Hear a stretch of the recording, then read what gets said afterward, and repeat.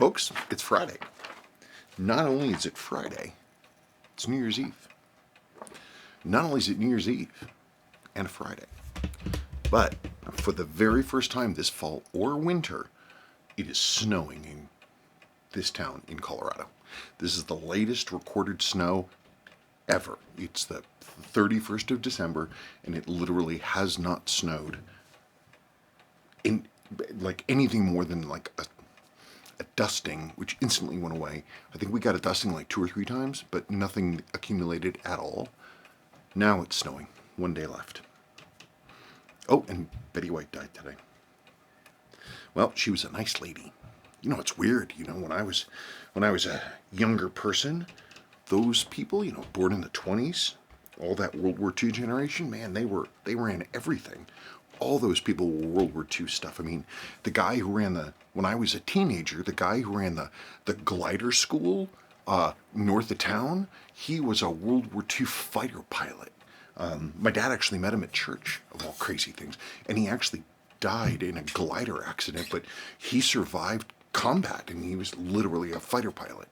Lots and lots and lots of old dudes sitting around, but they're all gone now. She has to be one of the last ones. Had to have been. Pardon me. Well, New Year's Eve. I've got a lot going on. I'm going to make a separate video talking about, you know, state of the collection. I don't know that I'm going to go over everything, but there's definitely some watches I want to talk about. This was a funky year for, there was just all kinds of stuff going on, and I mean, 2021 was a stupid year. I'd like to think that many of you would agree with that statement, that 2021 was a stupid year. And Frank, I'm glad to see the last of it. Everything starts anew. Dump the old, burn the baggage, start fresh tomorrow morning. But at least it's snowing. Hey, so let's do wrist check. Okay, wrist check. I have been wearing this thing for like 2 weeks, I think. Don't mind this. I had an NMG accident. This is 4006 7002. So it's not the JDM version, and as a result, it has lume, dial and hand lume, and it actually glows like at night, like you can see it. These came in a number of different bracelets, but I found that there's something about this watch head that for me, it just doesn't work on a bracelet. The case, for some reason, on a bracelet, the case design to me it just looks kind of weird and sort of overpowered and not clean. Whereas now, without the bracelet, there's just, the case is just, it has this real presence, and I noticed some stuff, like it has some of the same side profile look as like the 6159s or the 6215s. Big slab sides, which is sort of a GS thing. That's what I associate it with. But it's just beautiful. I can't even describe. I mean, I owned this watch for years and years and years, and it just sat unrestored. And then I was looking at it, I didn't know what I was thinking. And I put it on a strap, and I'm like, wait a minute, that thing looks awesome. So I'm keeping wearing it. I have a lot of Bell-Matics, actually, a number, and because the movements are so beautiful, I mean, they're so great. The Bell-Matic movement is magnificent. It was one of Seiko's top of the lines back in the day. I have, you know, everything's all bagged up. I have a bunch of other ones I really want to do. This is a 4006 6011. And there's no real difference that I can tell between 6010 and 6011, but they have different numbers.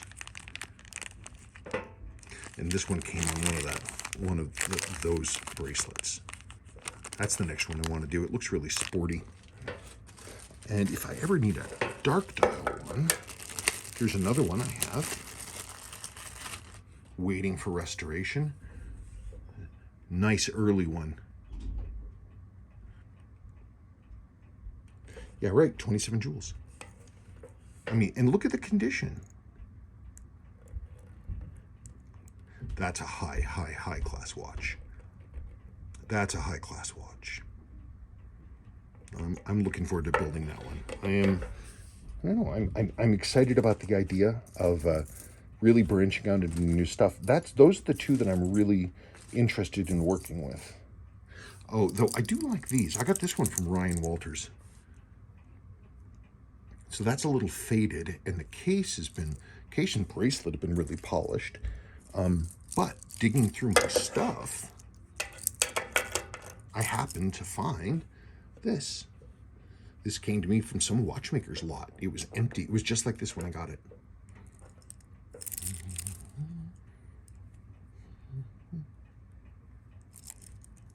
I'm not wearing my eyes. I can't see what I'm doing. But anyway, so when the time comes, I will restore this, and I'll move all of this stuff over here, and this will become that watch. Because you see, it's got the right brushings, and case is cleaner looking. I think one of these two is going to be the next. One of those two is going to be the next Bell. I think so. One other Bell-Matic thing. This is another thing I got from some watchmaker's estate. Somebody had scratched their name all over the outside of it. It looked terrible. And so for fun, I went and cleaned off the name, and I used Waterstones, and I did this by hand. There were these giant scribed, like electric pencil marks all over it. This is a 6000 case. It's this big UFO thing. There was a variation on one of these that had a white dial and then a black alarm ring. I can't find any of that stuff. If somebody has one of these and they don't like it, let me know. If you have one of these sitting around with a hacked case or something like that, let me know. Let's do some horse trading. Okay. Sidewalk Astronomy, Netherlands. Just keep on humming if it keeps your engine running. Well, thank you.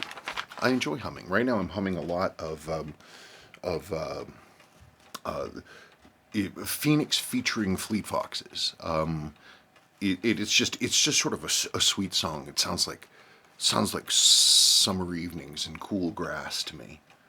Anyway, but that's pretty good. I've been enjoying that. So, also, humming is apparently an ADHD thing. Oh, the reason I'm not wearing my glasses, my new glasses have this. Speaking of AR coating, and why I don't dig it, my new glasses have this AR coating on them, and it's impossible to get clean. In order to get these things clean, I have to literally wash them with warm soap and water, like they're a dish. There's like glass cleaner doesn't do it, lens cleaner doesn't do it. It doesn't matter what kind of a cloth I'm cleaning with. It's just this smearing, nasty garbage. And I don't really feel like going upstairs to wash my glasses by hand. I shouldn't have to do that. So you get to see my eyes. All right. Next question.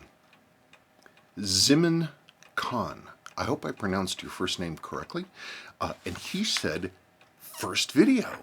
And it's true. He actually dug back all the way to the first video I ever put up, which was 2009. And a crappy cell phone recording of a concert by the seminal Los Angeles punk band X. It was so loud. It was so loud. The next day, I had to give a bunch of trainings and presentations in Denver, big corporate thing for FedEx, and I couldn't hear anything. People were asking me questions. It was all like, I still ring in here. Loud. Man, speaking of loud, we went and saw the new Spider-Man, No Way Home.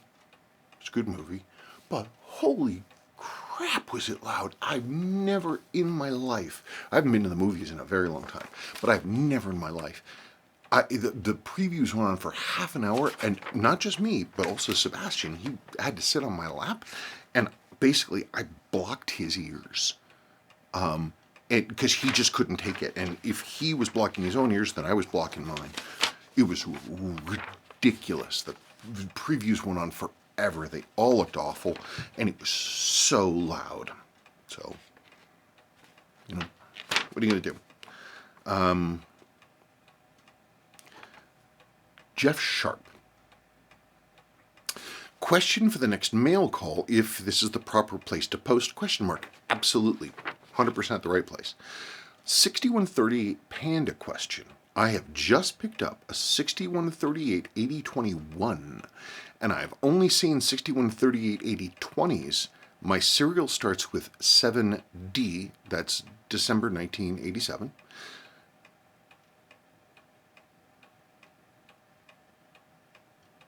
'77? Yeah, it's 77. I'm sorry, I'm extremely confused. Yeah, I don't know what I was thinking. Yeah, 1977, December 77. Any idea what the 8021 stands for? Thanks. Okay, so the current prevailing thinking is that you have, these things are not the model number, like, you know, SRQ 007 or something. Most of the old model numbers for the old watches, nobody knows that stuff. And they're useless as a reference as a result. So the way that these work is you've got, okay, so the 6138, you know, it's got a 6138 movement under the hood, and it's case style 802 in theory. And then the last digit typically talks about where the watch was destined to be sold in. This isn't hard and fast, and there are massive exceptions to all of this. It is my understanding that 0 denotes Japan, but it also can sometimes denote world. 2 is Southeast Asia, Australasia, Australia, Pacific Rim, that kind of place. There's 3, I don't know what 3 is. 5 is America. Like Pogue's actual 6139 was a 6005 because it was sold in North America from the PX. 7, sometimes it's in the Americas. We see the most recent thing I can think of was the 6139 6007 I restored a few months ago. And it turns out that they were made for a pretty short time, like 3 months, and they were made to kind of use up old 6139A movements, old stuff, sort of to sop up all these old parts from the A revisions before they went on. So America, Central America, Mexico, possibly. 9 is North America. That is America. So, you know, it's weird. A lot of the, back in the day, the old dudes, there was a price difference. Same exact watch. Get a 6309 7040, right? Classic era Sua 6309 diver.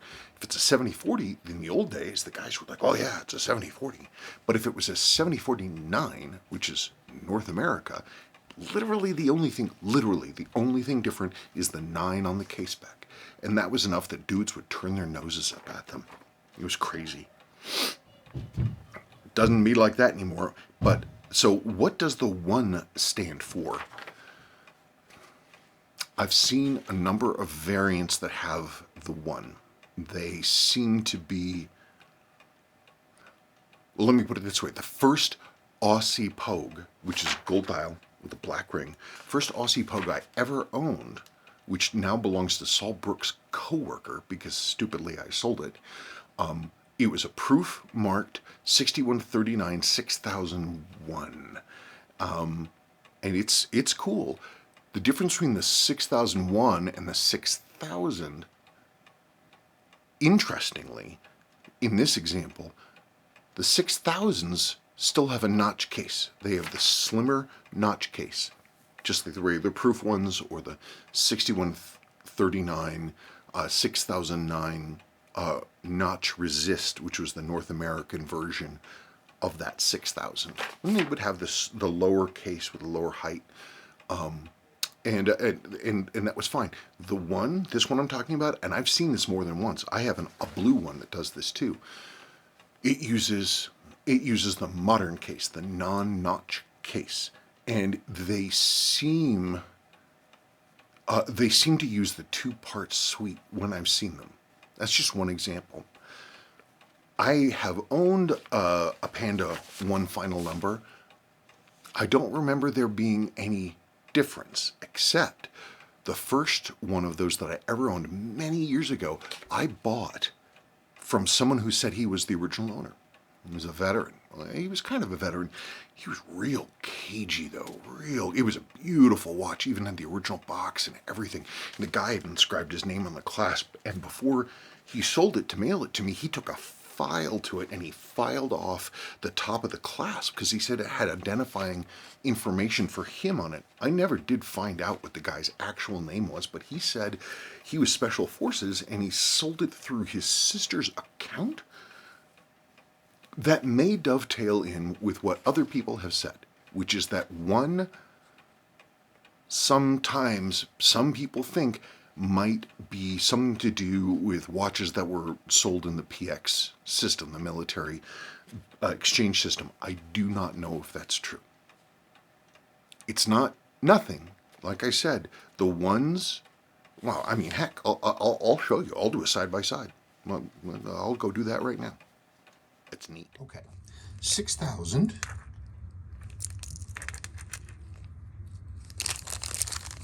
6,001. This one is unrestored. That's an original unrestored watch. I've never done anything to that, I think. Oh, I put one of the reproduction. This is one of the reproduction indicator rings in here. The original was blasted to white, but I still have it. So just pretend that's genuine, but it's not. I just put it in there for fun. So anyway, what do we got here? 6139 6000 from February 1970. 6139 6001 from September 1970. So you'll know we've got there's the notch crown. It's got the lower profile case. It's hard to tell, but like right here, see this lower case line? Do you see the thickness of it? Look at that. So there's more beef built up, and it has, I didn't measure to see if it had the same low height case back. It might, but not notched. As far as I can tell, it wasn't ever serviced, and that sweep, I believe, is original. Other than that, I mean, okay, so they have different designations, but I don't know what that means exactly. But there are subtle differences. In the Pandas, I don't really think so. All I know is that you don't see one that often. I gotta figure out some of these. I keep going back and forth about it because I really want to bring one of these back. I mean, I have my transitional, but that's a nice watch. I don't know.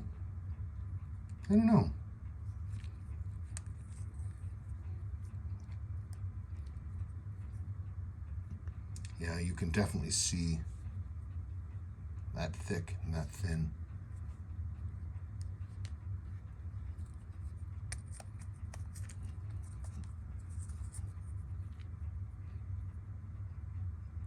Oh no, it's definitely got the higher case back. Look, you can see it. So it's got well, I don't know if that's a thicker case or they just changed the lines. In any case, so there you go. Neat. And oh, some people might be, well, why don't you restore this one? Well, I bought this one like this. This is the first.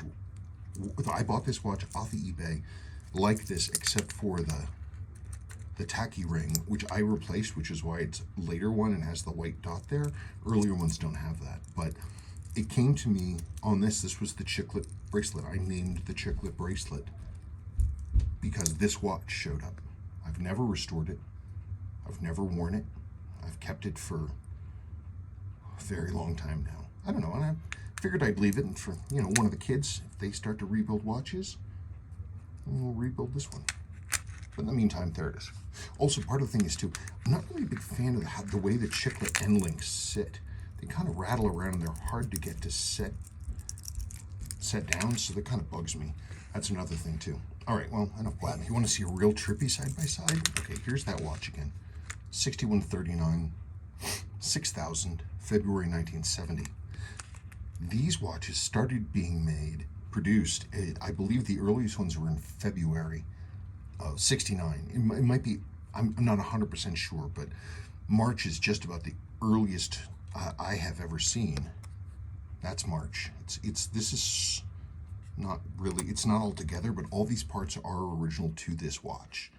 So that's what they look like when they get just beaten to death and also serviced. When I got this, the loom was black, but my Revital loom, I was able to get this turned back to white, which is nice.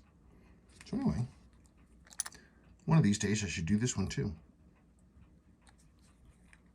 But that is super early. March 69. Oh, and this has, also this is the cool thing. This has a really early feature. It has the original first gen 2-part crystal. It's like a V-type bonded crystal. So it's just flat glass in a metal bezel surround. These are really cool. I don't know, maybe that would be easier. What if I reproduce those? Most people don't even know they existed. I don't know. I'll figure it out. Cool. Okay. Mr. Boyarsky. What's that going to be? Oh, 6199. 6001. There, good. Mr. Boyarsky. Thank you again, Spencer. Well, thank you again, Mr. Boyarsky. Take as much work as you want, and if people are upset, then I feel sorry for them, but you and your family are more important. Well, I mean, more important to us, not more important to anybody else, but, you know, we're all the main characters in our stories, right? If you burn out, no one can get your services. Yeah, not even me. I have so many watches built up, and I've just been, like, getting through the last of these jobs in 2021. It's just been a slog, and I had a couple things that were beyond my control that went wrong, and through the course of the year, including a burst pipe. That was a lot of fun. You guys didn't really hear about that. And I'm only the last couple of weeks have I really figured out a way to sort of resolve those issues. And so it's like a huge weight off of me having had that done. But through the course of this year, I don't even know how many watches I have that I would love to service and never got around to. Where'd that watch go? It's not there. Yeah, there's a whole bunch of watches I want to service and wear. But I mean, I got this Bell-Matic going. I'm amazed how much I love this watch. I never thought I would. It's so strange. I've been looking at these for years, and I'm just like, Bell-Matics. But I'm looking at this, and I'm like, God, it has, when it's not on its bracelet, it's wonderful wrist presence. And these movements, the 4006 movements, priceless. They're fantastic. They're fantastic movements. An idea I have seen online for stuff like this, talking about servicing slots, is to be clear that it will happen at a very specific time. I think what I want to do with the slots going forward is I'm going to get a mailing list.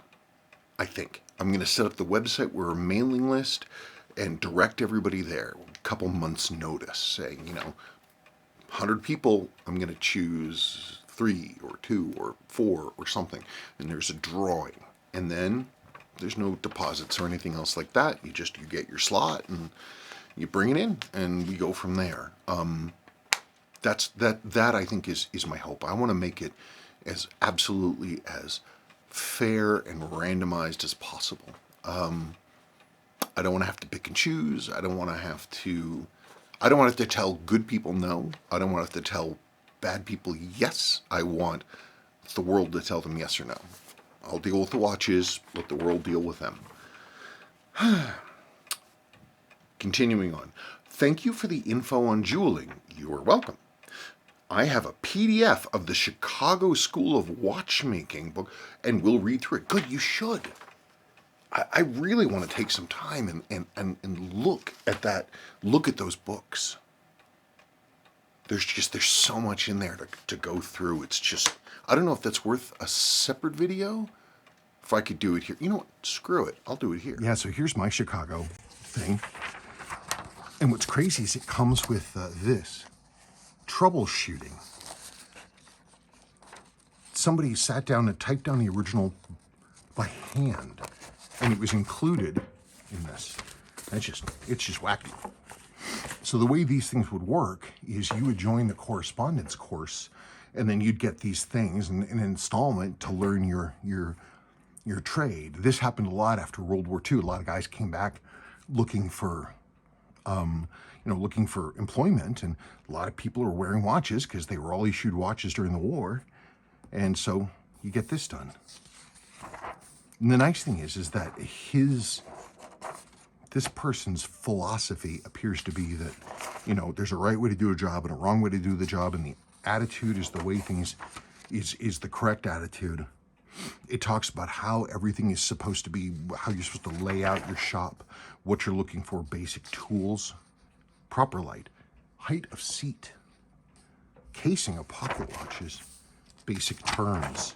And so you can go from zero and you can start up. And because this is old school, they use a lot of techniques that really aren't ever taught anywhere anymore.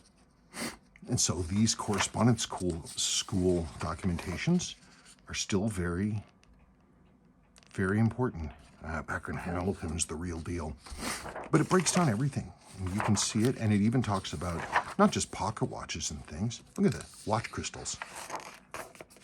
How to fit flexo round crystals. I have one of these sets. How to read calipers, gauge. I have one of these. I always wondered where it came from. I literally own one. I thought somebody made it themselves at home, but nope, I have one of those. Waterproof case of the meaning of hand-rubbed mainsprings.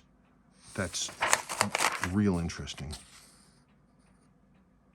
I'm not sure what different watch crystals.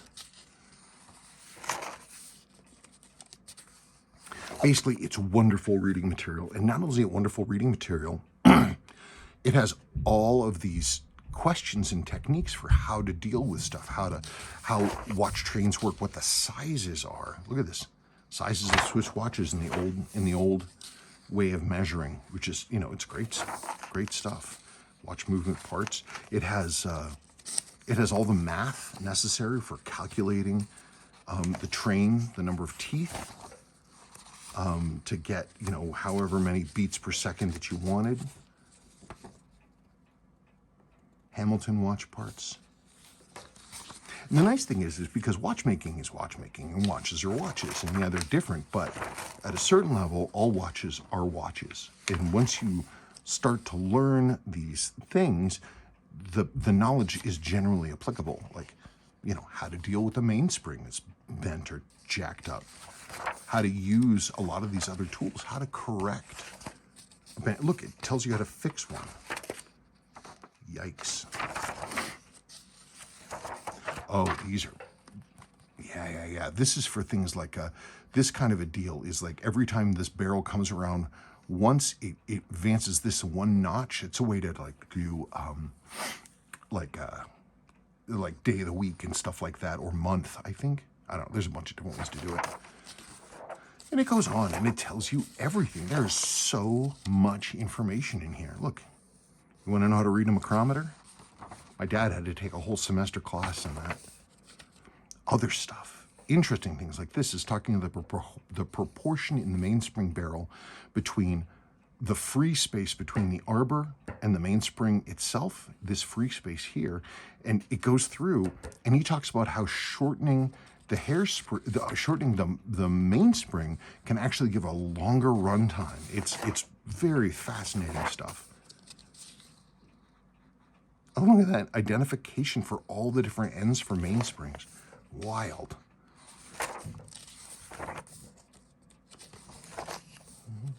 Yeah, so the nice thing is they have the answers to a lot of questions in this thing that would be these days, actually kind of tough to find online. You'd find all kinds of different answers.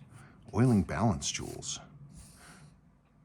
Replace all cap jewels before assembling the watch. Yes. Small amount of watch oil in the recess of the balance hole jewel. Place a needle or pointed steel wire, which has been dipped in watch oil, into the hole of the jewel. This will force the oil through the balance jewel and down to the cap jewel. When you remove your needle, there should be no trace of oil left in the cup of the balance hole jewel. Believe it or not, that's how I learned to do it. My dude, he was old school master watchsmith, like old school World War II generation. He's the one that taught me to do that. Oiling from the dial side. Oiling escape wheel teeth. Formulas for cleaning, watch cleaning machines. And then it starts talking about things like balance, how much, how timing washers work. Oh, this tool, I had one that got broken. Maintenance stuff, relooming. It's just, there's everything in the world is here. It describes all the different jewels and the sizes they are and how they go together. It tells you how to replace balances and staffs and doing all this crazy old school work that no one does anymore, really. But look, remember we were talking about jeweling? Look, there's the Seitz jewelers and the reamers. That's how the reamers look. They're flat just like that. And it tells you how all of it gets used. Friction capsules, and it's all of this wonderful technique stuff. I mean, that you just can't find anywhere. Truing balance wheels. I mean, I have 2 of these. I rarely, if ever, use them. These are bimetallic ones that are self-correcting for temperature. Old school. Look at that, poising. When was the last time you poised a balance? When was the last time I poised a balance? How hairsprings are made. Purpose the hairspring. Truing hairsprings. This is the collet, and it talks about how it's going through and how it's supposed to look, and gives you your techniques for what to look for when you're straightening and cleaning your hairsprings. Ground glass plate. I've been sort of limping along without that, but I should make one. But it shows you how to use that tool, because you use this little piece here, and it shows you precisely where the coils come out if they're out of round. Clues about how to use your tweezers, how to do what to correct, where to grip. I mean, I don't do this a whole lot, so if any of this information is outdated, I'd love to hear about it, but I'd like to think that these things are generally applicable. Troubleshooting. Collet, the brooch. How to do this stuff, how to put a new mainspring into the collet and then pinning it.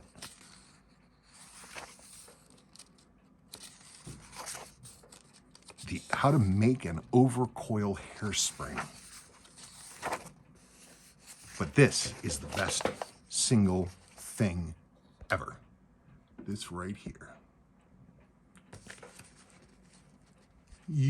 I would recommend starting this. This is the beginning of the test section, but this piece of wisdom right here is just fantastic. If I were you, I would screenshot this and read it. When is a man a watchmaker? Or when is a woman a watchmaker? Anyway, so I'm not going to go through and read all of this, but that's pretty cool. Screenshot that and read it. I think that would be useful. Maybe I'll have this put into a poster. Okay.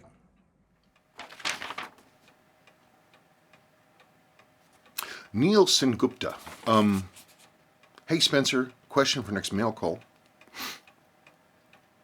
What is your favorite quartz movement service?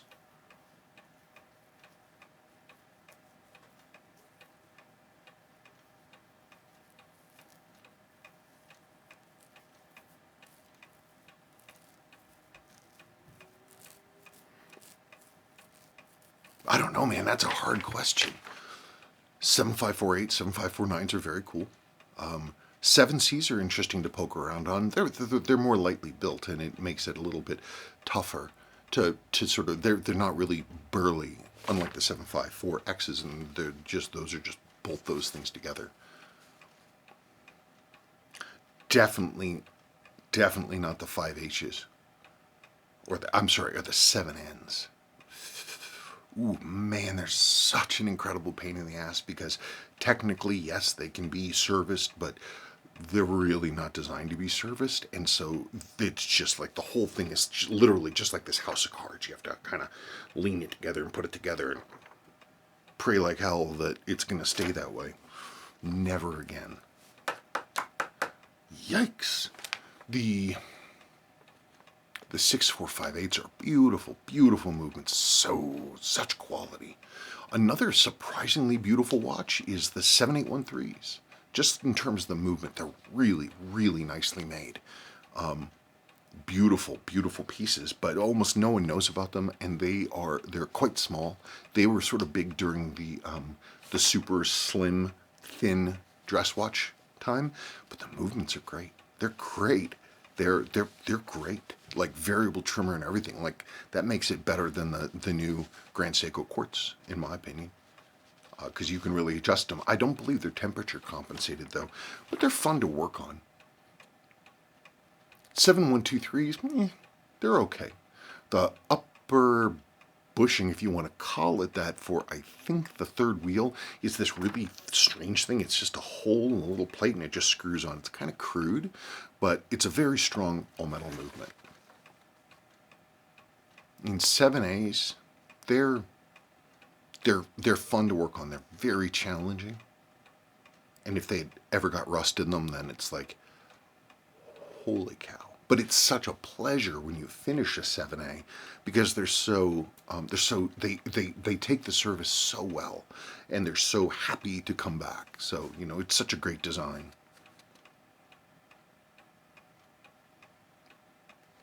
The 6458s, like I said, that's a great movement. It's a fantastic movement. I'd say, those are all kind of in the same wheelhouse. They're fun to work on. The Arnie's, like the H558s and the other hybrid movements, they can be a real pain to go through, especially if they've had water in them or a battery leak, and that just seems to be the rule. I don't know why it's so, even worse than like the A239s, or the H239s, which is like they're called the robots.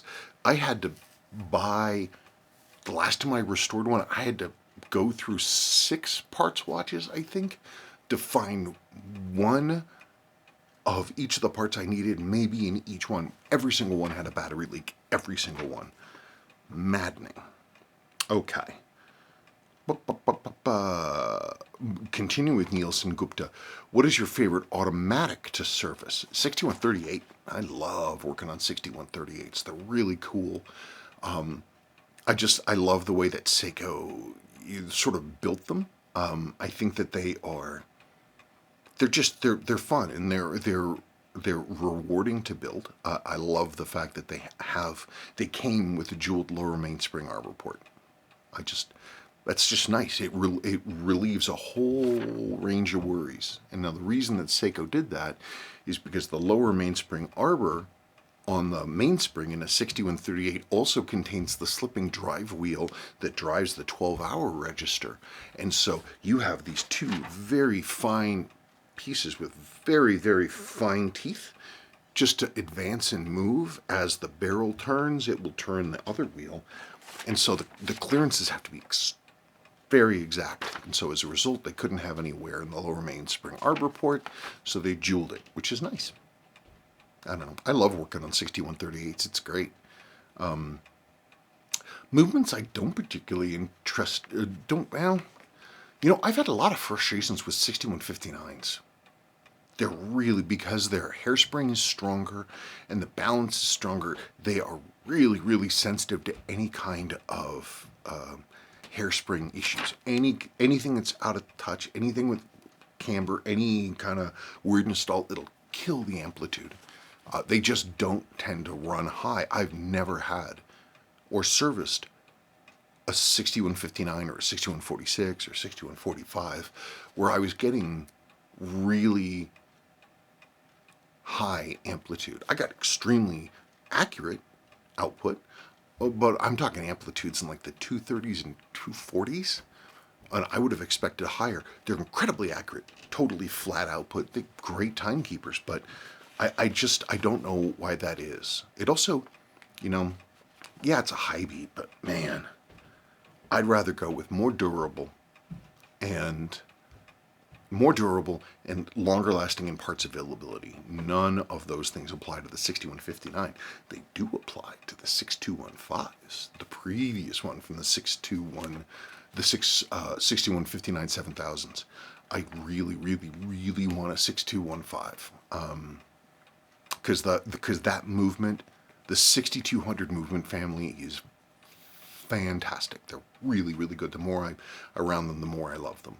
If I could get a nicely worn but not beaten 6215 7000 with 35 jewel movement, fully serviced, it's going to come with upper and lower mainspring arbor jewels already installed. The damn thing will run forever. I could wear a 6215 that I restored. I would wear it as an only watch for the rest of my life. It would have everything I wanted. It would just be awesome. 6309, 6306. I mean, they're just things to service. 7005s are fun.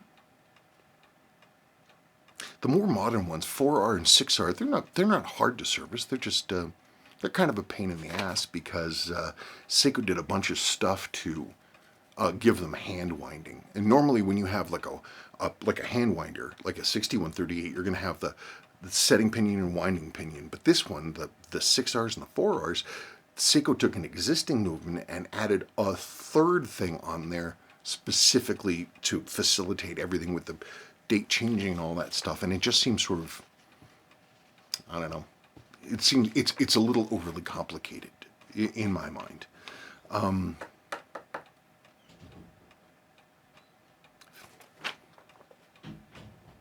I love servicing the 6200s. They're cool. 5200s are tough. 5100s, they're not that bad, but they can be real finicky. The hand winders, like the 44s and the 45s, they're good movements. Lots of dia fix settings though, but that's the same for 6220s. If you hear that, that's somebody's taking a shower. I don't know. They're all fun. Some are fun, more fun than others. Okay, that's enough of me blabbering. RG. Hi, Spencer, and Merry Christmas. And Merry belated Christmas to you. Oh, yeah. Right. Okay, hang on. I want to talk about the watch in question first. And so you guys know what in the heck I'm talking about. So let's break. Yep. So, Survivor, I guess is what they call these. So it's an Arnie movement, H558, but it wasn't designed to be any kind of a companion to the Arnie. They looked at the Arnie and they were like, well, it's a sports watch. We want to make it even more hardcore. And so this is a couple of years after the Arnie was designed. The gentleman who designed this, he and his team were the same people who designed the 6105 divers and the 6309 divers. They custom built this around this movement. This big grip that people like to call the ashtray. I don't like that nickname because who sees ashtrays anymore? Maybe back in the day you would have seen more of them because in those days more people smoked. But I don't know. I want to come up with another name for this because I love this kind of big knurling. It makes it nice and easy to turn. This one came from Nolis. Thank you, Nolis, by the way, for persisting in telling me that I needed to buy this watch. You can't really see it, by the way. This looks like it's kind of hazy and gray. It's not actually. It's I'm trying to think if I can show you what it actually looks like. Maybe if I go like this. Maybe. But it's like it's a real like flat matte charcoal black. And these oranges are brighter. And the sweep hand is actually an orange. It's a light orange. It's like tang, but this is really cool. And they came on a strap very like this, except it had this middle section and then it was notched out so that it matched the width of the end links. But this is pretty close. This is a Headley Roma. I don't even know where I got this. Look, it even has a blasted buckle, matches the thingy. So good enough for now. I really want to look up the titanium one though. So anyway, yes, the Survivor is a mysterious model. I haven't found them in the 1983 to 86 catalogs. Even the JDM ones.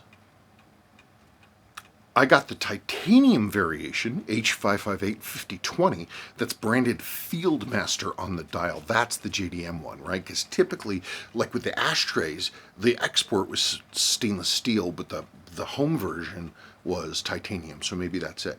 This is stainless. This is the American version. I couldn't find the correct strap either.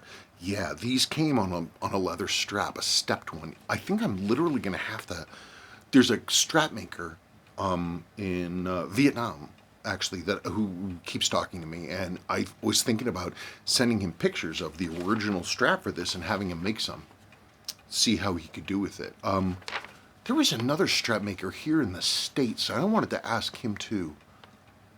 Anyway, if anybody has suggestions for who could recreate just not a million, just one or two straps just like this, that would be great. Please let me know.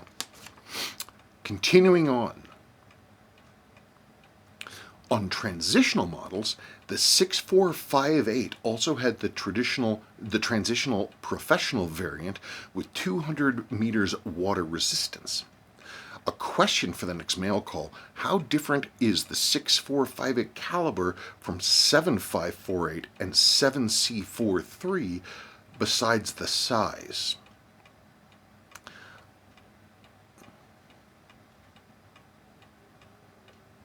The 6458 is like it's got elements of both the 754Xs and the 7Cs. It has, but it's beautifully made. It's very, very strong. It's not like a snap together movement. It doesn't have like the light, very thin metal plates or anything on it. It's much more heavily built. They're great movements. They're fantastic movements. It annoys me to no end that it's so hard to get casing parts for them because they're just great. I guess I might as well show you. Let's talk about. I'll just pull out through those movements and we'll just look at them real quick. Okay. So, one watch, two movements. 754X. So you can see the way that these work. If you ignore the green plastic circuit, when that goes away, the whole movement is metal. They're nicely made. This is a lower one. It's not jeweled there, which the 754-8s and up would be. But if that can be jeweled. Heck, you can jewel this whole thing. These are pretty simple to work on. Once you know the knowing of it, they're not complex to work on. They're very strongly designed and strongly built. You contrast that because, like, even these day and date wheels, they're aluminum, they're metal, versus this, which is that metal or is it plastic? I actually think that's metal, but the day wheel is plastic, I think. So, but in between these two, these were basically Japan only, as far as I understand, a mid-size watch, sometimes called a boy's watch, which I wish they didn't call it that, but they do. But it's the size of a dress watch. but it is, it is like all of the other divers that Seiko made at this time. It's very much part of that. And the movements on these really, really are nice. The big pain in the ass, these aren't expensive to find. There are a lot of them in Japan, but you can't get the parts. You can't get casing parts, crystals and gaskets. But it's nice. 7Cs sometimes had this kind of a magnetic shield versus the magnetic shield in the 7.5Xs being built into the case back. So you've got this little diddly. And there is your movement.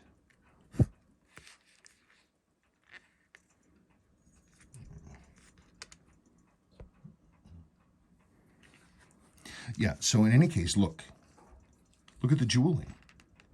1, 2, 3, 4. No plastic. 7C has a big plastic main spacer. And this one's jeweled, obviously, but it's not jeweled like that. Not only that, this to me, this is the kicker. Okay, so here's your 7548. Right there is your variable trimmer. It means that these, after being serviced, you can dial them in real tight.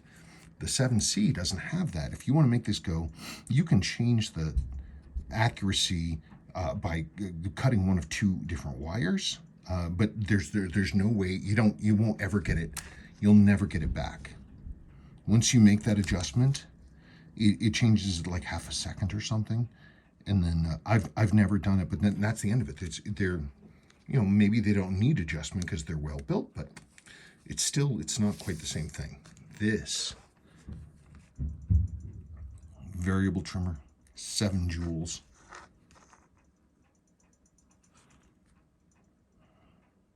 It's just a beautiful movement, and it's so strong. And the fact that you've got different plates, different bridges, means that it's easier to maintain because you don't have to take the whole thing apart if there's an issue. You can take off this or that. It's kind of old school. Anyway, so, I mean, overall, honestly, between the 3 movements, 6458, 7C, 7548, this is actually the best one. And I believe these are crown at 4. How come it's never occurred to me to try these quartz movements in something else? Maybe it hasn't, I've forgotten. I wonder, that's real interesting. Imagine putting one of these in SKX. Okay. Change of person. Speedy Paul. Hi, Spencer. Just started watching that video? I mean, because you comment a lot, so I'm assuming you just mean the video, not here. Just started watching. Merry Xmas to you guys and gals, and a merry belated Xmas to you. I hope you had a great day. It was actually a pretty good Christmas. All told, pretty good Christmas. The run up to it was extraordinarily stressful, and I was still dealing with that after the fact, but I feel pretty good now. But the day itself was fine. Regarding picking people randomly for servicing slots, what about a random YouTube comment picker? There are programs that do it automatically, and very, and I mean very, and a very, and I mean very brief Google shows options to pick 2 winners at most from one draw. There may be programs to do more, but it is random, and I think needs to be from one video only. Just a thought. It's used for competition winners, and maybe you could adapt it to your needs. Just struck me straight away when you're looking for something fair and something like a draw. Food for thought. Oh, sure. Absolutely. I really want it to be just fair. I don't want... I can't take everybody's work. I simply can't. I don't want to pick and choose, because that's not my thing. If I could, I would help everybody. No joke. If I could clone 2 or 3 more of me, we could start really getting some work done. Of course, I don't know who'd end up, where we'd all sleep, though. I'll come up with something, but thank you for the suggestion. John Sanabria. Hi, Spencer. I bought a King Seiko just a few minutes before 3, indicated, and that's when it rings. Holding firm. Hi Spencer, I bought a King Seiko 5625-7000 2 weeks ago for a wonderful price, $375. Wow. 5625s, and talk about a movement. You know, except for the fact of the corrector, but anyway, I have been wearing it as often as possible. Beautiful watch from 1969. It has a 6-digit serial number, which brings up my question. Even though it doesn't say chronometer, I have heard that it is technically a chronometer. Is this true? My answer to that was, it had a lot of asterisks, a lot of qualifiers. I said that I had heard that the ones that had that designation were the ones that passed the extremely rigorous weeks-long testing period to qualify them for being like observatory grade. There was like, Seiko submitted like 200 to these people in Switzerland, and like 73 were accepted. I'd heard that, but I wasn't really sure on the fine details. So in answer to me after I talked about that, this person who has a username that I cannot pronounce, NGHDSJD.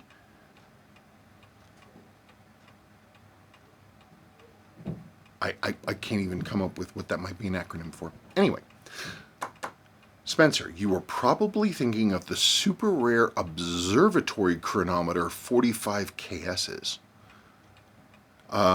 Plenty of normal 56 KS and 52 KS models were tested and marked as chronometers, including those exported to the United States, which were just Seiko chronometers, dropping the KS branding. So yes, some 5626s and 5625 movements were adjusted and tested to a chronometer standard, but not nearly all. Many 5626As, as far as I know, all 5246 movements have an individual serial number on the movement, which tends to indicate a higher standard of adjustment, even if the dial doesn't say chronometer.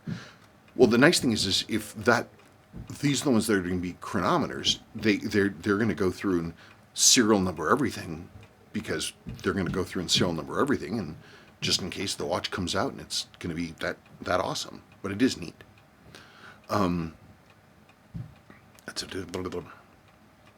So it's hard to say if all of them would have made the cut when new, but the movements themselves were perfectly capable of chronometer accuracy with the right adjustments. Now I wonder about that. Okay, so you have all these different movements, 200 examples of the same movement, or whatever the heck it is, and only 74 made it through. It's like, well, they're all exactly the same. They were all brand new. They all came from Seiko. They were all tested, and they had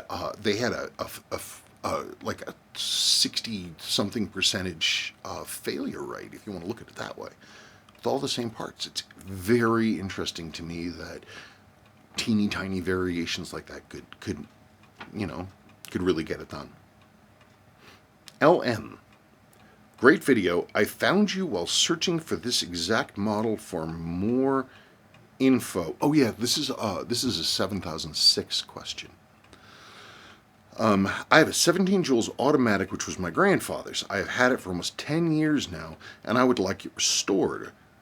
Would you happen to know if there are fake counterfeits in this model? Yes, I would know. No, you can get them for so cheap. Not because they're bad watches or badly built. It's because people aren't paying a ton of money for them. Doesn't mean they aren't fantastic. I am also wondering why you can get them for under $100 if they are vintage and good watches. Well, the 7006s themselves are kind of a funky watch. There's only a few models that people really think about now these days, like the last of the 70-meter dive watches. They're great movements. Seiko made a ton of them. The 7000 series started being made in the 60s, and a version of them is still being made today. Un momento, por favor.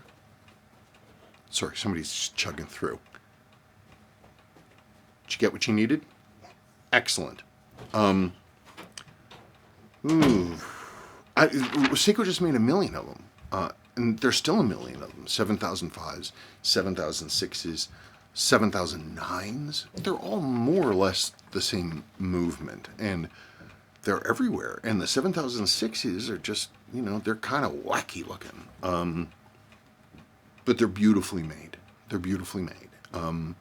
And they're a little loosey built. They will. That's one of the reasons they will run and run and run and run, because they're built with slightly looser tolerances, so they can blast along, and they can take some abuse, and they'll just keep going. So it's a blessing that they're so inexpensive. It's not unfortunate. It means that we can all get parts for it, and a lot of those parts go right into a 4R or 6R.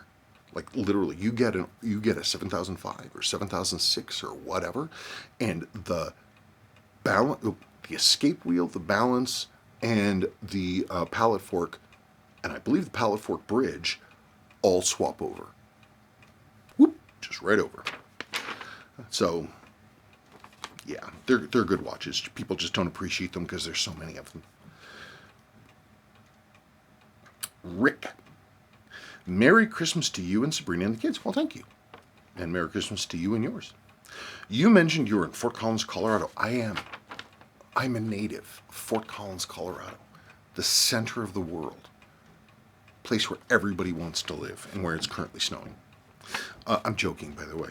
I always thought Fort Collins was backwater, middle of nowhere for most of my life, and then it started hitting top 10 best places to live in the country in the late 80s. Started getting, magazines talking about it. And everybody started moving here, and now, when I graduated high school, I think the town had 50,000 people. It's gotta be, I don't even know how many people live here now. More than 500,000? A million? I don't know. This whole corridor up and down the Front Range is just, everybody's moving here, because we have progressive policies. We have a lot of support from the government. We've got legal weed. We've got lots of sun. A lot of the high country, there's nobody up there. I mean, if you don't mind, being neighbors with elk and a bunch of Douglas firs, there's land up there. I don't know. It's just a good place to be. It's a good time to be in Colorado, because especially considering, we've got things like municipal broadband, no Comcast in Fort Collins, and that's the way that we want things to go. Have you visited, or do you know any? This is the same person. You mentioned you're in Fort Collins, Colorado. Have you visited, or do you know anyone who works at WWVB, where the NIST time signal is broadcast? No, I don't. Dad did when I was a kid, I think, because a lot of those people knew each other. But I will tell you, so this is the thing for anybody else. You have a GPS watch, or not a GPS watch. You have a world time radio correcting watch, right? It's constantly, it's checking the time to make sure it's to atomic time. That's what these things are. And when the only thing I knew about them is if you look north of town at night, you can see these far away, what are clearly very high pylons far away with their blinking lights. And I remember being a kid and a teenager in those days, because trees hadn't grown up in our neighborhood yet, and we were way to the north. And if I couldn't sleep, I could look out of my window and look north, and I could see them slowly blinking on and off, So whenever I think of that, that's what I think of. But I've never been there. But I think my dad did know some people, some academic thing. Last question. This is Keith Rolla. He's the gentleman who piped up and talked about his experience as an airline pilot and watches. If you remember, he gave sort of a long thing that I read. So here's his follow-up. So, to answer your 707 question, no, I didn't fly the actual aircraft. I wanted to, but they'd been retired by the time I was hired. I did fly the 707 simulator for my pre-employment flight test. American Airlines still did 707 contract training for both civilian and military customers. I did, however, fly the DC-8 all over the world for a freight airline. 707's contemporary, built like a tank, really old school. I've heard that. My sister's a brother-in-law. He was really, really, really hardcore and loved his planes because his father was also was an airline pilot, but in like the 40s and the 50s. And he flew all these routes into South America, and he flew some wacky planes. But anyway, he loved my brother-in-law person. He loved TC-8s. Always talked about how great they were. And then he follows up about his guitar. The 73 Thunderhead story. Pawn shop. Beautiful natural finish ES-335 lookalike. I took it to a music store, Charlie's, here in Dallas. The same shop that used to do all of Stephen Still's work, Crosby, Stills, and Nash. They had to get the wiring diagrams from the company Kaman, or Kaman, K-A-M-A-N, which is Ovation. When they sent in the serial number, Kaman said, "Do you know you have here?" Of course we didn't. Ovation supplied all the instruments for the old Partridge Family show, and mine was a show guitar. Who knew? The guitar's body was built by Hofner, same builder as McCartney's violin basses, in Germany. Ovation added the neck, electronics, etc. I certainly didn't buy it as an investment, and it's not a spectacular guitar, but it's just fun to play and is not a bad little jazz guitar. So there. Cool. That's pretty cool. I did look up about those guitars. And it's really interesting, the sort of the sponsorship deal they had with Glenn Campbell to push this stuff when they were just about to go out of business. And they managed to get the sponsorship thing, and he played it on TV and had a hit, and that kept them alive. It's just wacky. Well, Keith, what I've got, I don't know, maybe you'd be interested. And also, Mr. James Duffy of the Sandwich Time channel talked about this. I have all this stuff. My grandmother and her mother, they were like this, tight like anything. My grandfather, my grandmother's husband, and my great-grandmother, by all accounts, was just a terrible person, which I have absolutely no trouble believing. I only met the woman once, but anyway, my granddad found out about, oh wait, was that it? Granddad worked for an he is a wealth manager. He wealth manager and investment manager for large family estates, money manager stuff. And so there was this family that he did most of his work for. They were essentially his primary employer through 30s, 40s, 50s, all the way up until he retired in the early 70s. I think this came from them, the Rices. But anyway, he got the very first, it was a big deal, the first coast-to-coast non-stop jet flight, American Airlines from, was it from, I forget what field it was, LaGuardia? I don't remember, I'll look it up, to Los Angeles and then back again. They flew the back again, so they were in Los Angeles and then they flew back on the thing, I think. But it was a big deal, and it was commemorative, and they had the big black and white photographs of everybody on board, and a special book, and the menu, and all the other things, all of which I have. And so I'm going to, after this, if anybody's super bored, I'll just put on a very brief slideshow of some of the pictures I have, and you can see what plane travel was like in, 1959. Yeah, they even have this beautiful hand-colored and hand-lettered, hand calligraphy cards, the Order of Jet Pioneers. Cool stuff. I just love airplanes. I love airplane material, the stuff they're made of, aircraft aluminum, aircraft instruments. Seriously, if I could get what is the name of that plane? Why can't I remember it right now? In any case, if I could get a cockpit, like the front nose of something like a B-36, man, that'd be cool. Just the front nose. I'd attach it to the side of the house and I'd make it my den. This huge greenhouse of glass. What was that other one? It was a passenger plane in the late 40s and into the 50s. It was a big cigar type fuselage with a secondary bump along the bottom, and on those flying things they actually had a lounge down below, and they were known for having issues with lubrication tubes in the propeller hubs, that when the soldering failed, then the props would not, the props would run away. You'd get a runaway thing. And one of those birds went down in the Pacific. I remember because of that.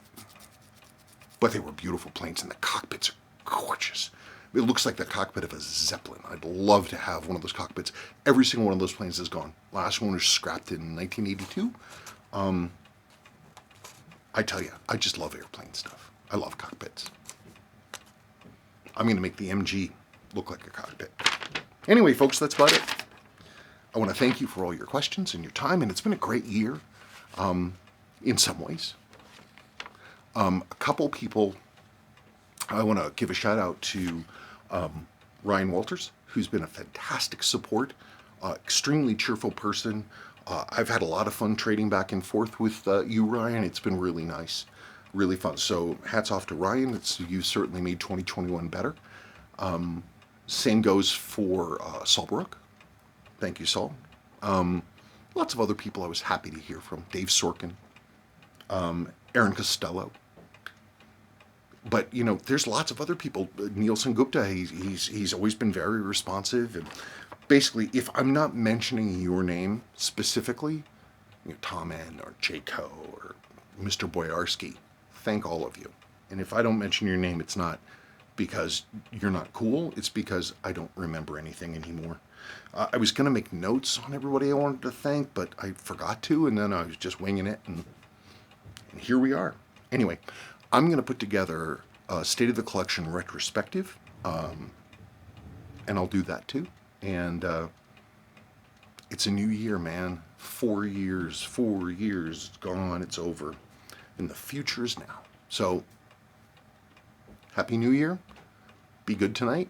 And remember, fresh start tomorrow. I can't believe it's finally snowing. All right, bye.